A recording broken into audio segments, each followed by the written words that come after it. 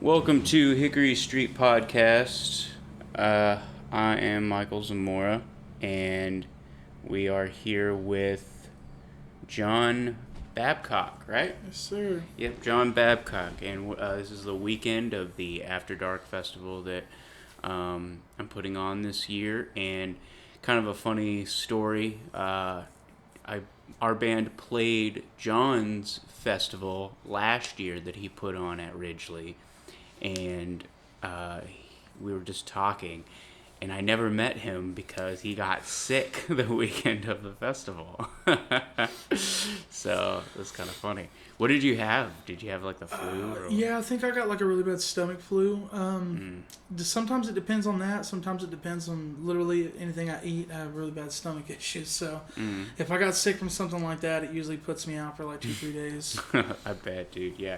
Thankfully, I don't get sick very often. I don't know how it is with you, but It's, for me, honestly, it feels like it's like every like 6 months.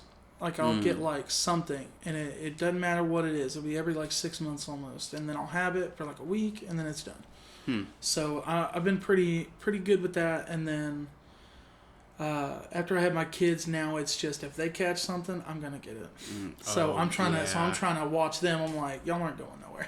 yeah, I'm sure having kids like increases your risk of getting They sick. catch everything with a baseball mitt. I swear, dude. It's a lot. So how many kids do you have? I have 2 little girls. Oh wow! Congrats, Yeah, man. thank you, man. How old are they?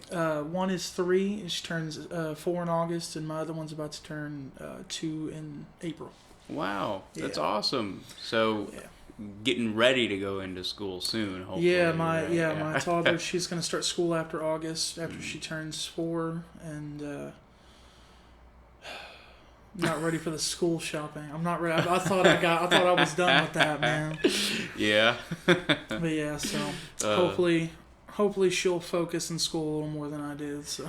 Oh yeah. Were you kind of a troublemaker? A little bit. A little too much. I ended up getting kicked out of one of my schools, and after that, my mom just didn't put me back in. She tried to do homeschooling. Oh wow. I couldn't even focus on that. That's when my music kind of started, and so like I didn't want to focus on it. I was in a little punk band with my friends, so we started writing music, and that was it. She'd be like, "Hey, you got homework?" And I'm like, "Oh, I'll catch it later." Wouldn't come home until like 11 o'clock. Oh. Wow. I'll do it tomorrow. How old were you then? I was like, I think 13 or 14. So she was trying to homeschool you at 13, 14. Oof, that's a task, man. Yeah, because I remember how bad I was around that age. Yeah, you remember how very you're in very public school at the time, and then you just go from nobody. And so yeah, it was pretty different. So I was like, nah, my friends are home. I'm gonna go hang out with my friends. She was like, but you didn't even do any schoolwork while they were in school. And I'm like, yeah, you're right.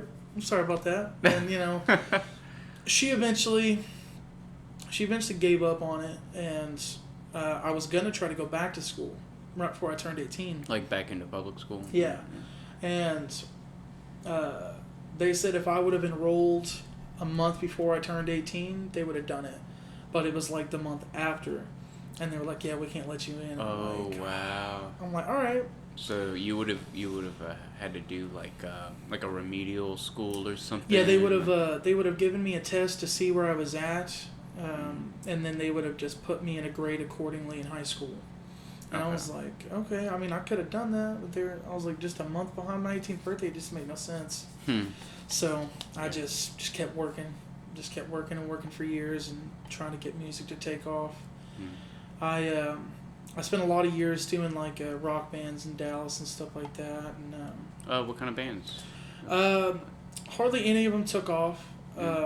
They never left the garage hardly till I was about,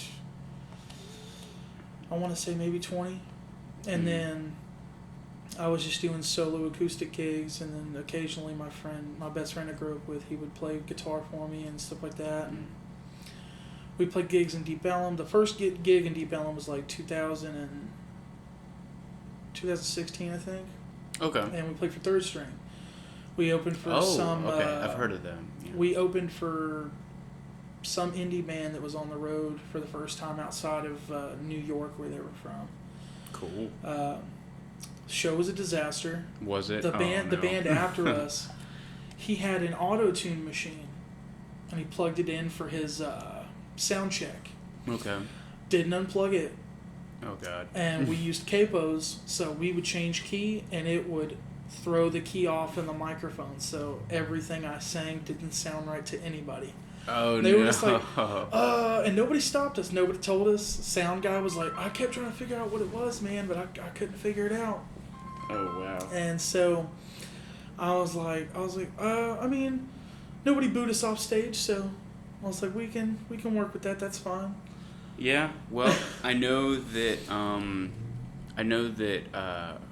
like playing in a setting like that is a lot of pressure. Yeah. You know, because it's like there's a promoter who put money down for a venue and because it was at Sons of Herman Hall before it got taken down. Yeah. You played that venue? Mm-hmm. I saw Parquet Courts there in like 2018 or 2017. I think love that. I think venue, that was right man. before it got torn down the first time. Before Really? they rebuilt it, I think. Okay. If not, it was like right after. Because I know that for like a whole year it was down. Damn. But yeah, I played there. My first 2 shows ever were there.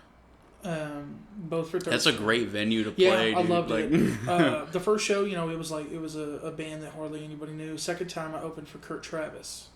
That was a big deal for me. Kurt Travis. It sounds familiar. Is he? He was like the second or third singer for Dance Gavin Dance. Oh, okay. Yeah, yes, he went on a yes. solo tour. I opened for him.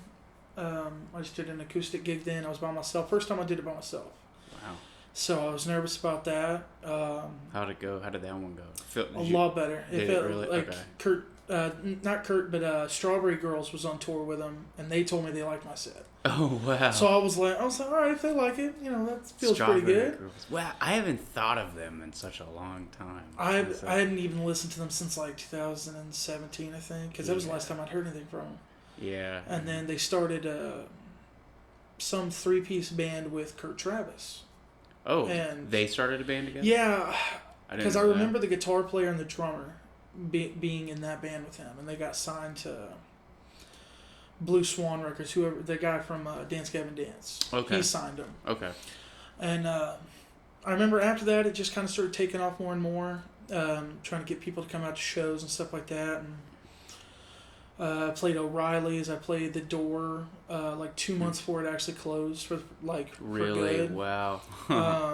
Yeah, I played The Door a couple of times. That was actually, I think, like one of my first shows with It's a legendary Possible. venue. Like we did like a Battle of the Bands thing that they had there. They were It was- popular for that, man. I remember Yeah. I've gone to like 6 shows at The Door. I love that place. It was such a good place, and so I was real bummed out when they tore that one down. And then the Prophet Bar.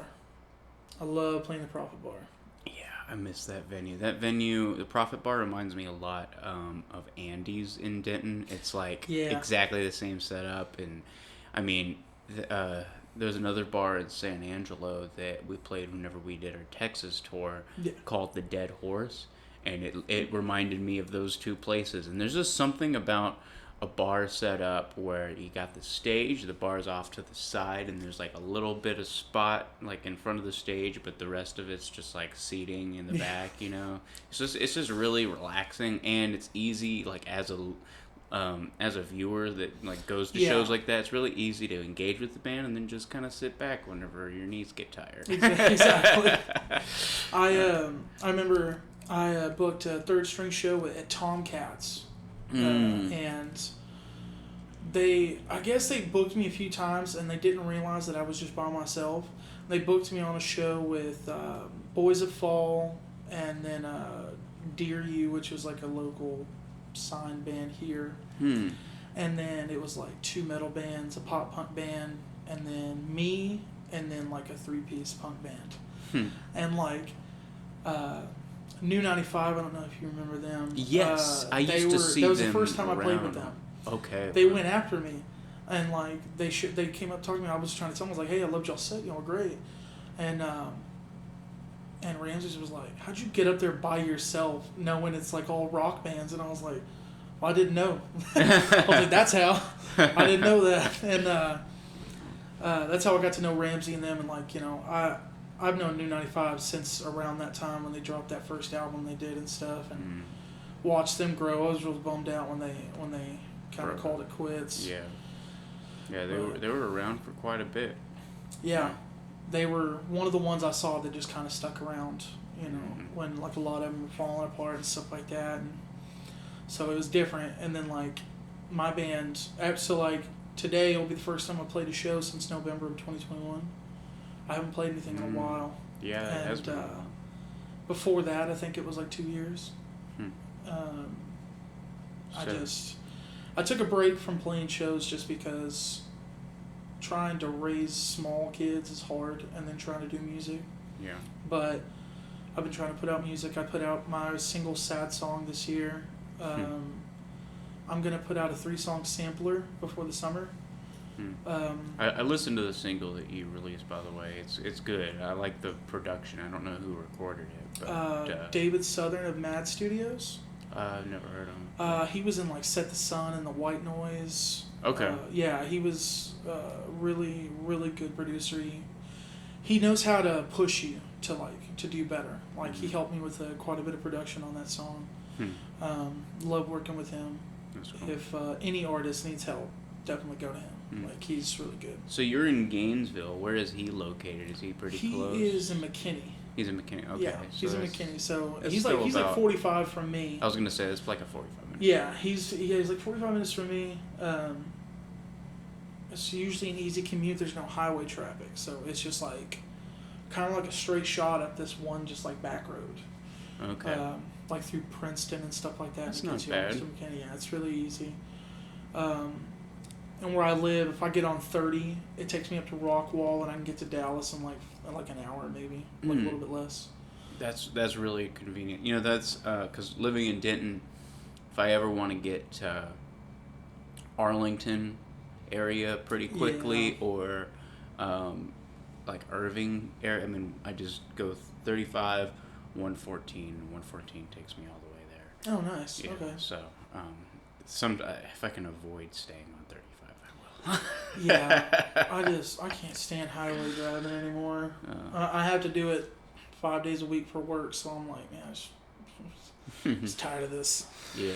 Well, thanks for coming out and playing the set tonight, man. Are you doing all originals? You're gonna do some covers? I was originally gonna do a cover or two, but I went through my songs last night and I just decided to just do originals. So cool. So that'll be, you know, I love that. I'm doing a cover song. I don't typically do cover songs, so I'm a little nervous because I'm not sure how it's gonna go. I'm Honestly, really bad yeah. with lyrics, so like that's my thing. Yeah, But she heard me struggle for like this whole week trying to practice, trying to remember the words. My kids are like, "You did good," and I'm like, "I missed like half that." I'm like, y'all don't know yet. Y'all just need to wait. But so are you gonna be releasing music soon with like just under your own name? Just John McCoy. So my artist name is like John McCoy, which that's my middle name, McCoy, and I'll be releasing 3 songs before the summer hits, just a little after spring once I get done with them. Hopefully doing a music video, and then after summer I'm gonna try to release 1 more or 3 more. If I do 1 more, then the rest are going to come out because I'm going to do like an album. Okay. And so, because I've written well enough over the last 3 years, so I need to finally kind of put them out. So. Yeah, man. Now's a good time to do it. Yeah. I've noticed that just like things socially have been kind of different in the world recently. You know, like I feel like people are becoming a little bit more tolerant, especially like our age range. Yeah. So, you know, just people aren't so freaked out about the little things. You know, now it's like, are we in World War III or are we not? Like, yeah, but, you know, so I mean, this is gonna be a lot of fun, man. I'm really glad that you're playing, and we've only had 3 people drop, which was good. One band said that they're just like not even a band anymore. Like they just decided to stop being a band. I was really disappointed by that because they're a really cool band. They were from Austin called Latchkey Kid. We played with them twice in Austin. Once at a house show in Austin, and then once at the ballroom. It used Okay. to be Are they called- playing tonight, or were they No, playing tonight? well, Is they- it tomorrow? They were supposed to be playing tomorrow, but Oh, okay. they're no longer a band. So That now sucks. I need to meet another band in Austin. Alright, But man. yeah, they were really cool. But I'm looking forward to seeing your set, and thanks for coming by and doing this quick interview. No problem. And thanks for listening to Hickory Street Podcast. And we'll have a few more interviews from this weekend at the After Dark Festival.